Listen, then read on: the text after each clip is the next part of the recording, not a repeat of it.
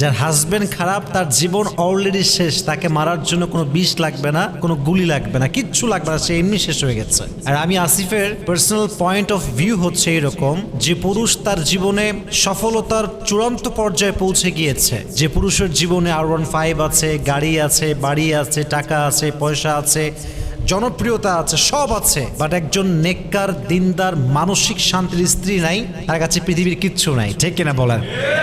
Exactly to the same way একজন নারী যার কাছে রূপের বাহার আছে, অনেক সুন্দরী নারী, বাপের কোটি কোটি টাকা আছে, ঢাকার গুলশানে ফ্ল্যাট, অনেক টাকার মালিক সে, অনেক রূপের এবং গুণবতী নারী সে, কিন্তু তার কাছে মন মতো একজন স্বামী নেই, মানসিক শান্তির একজন হালাল পুরুষ নেই, তার মানে তার জীবনে কিছুই নাই। ঠিক কিনা বলেন?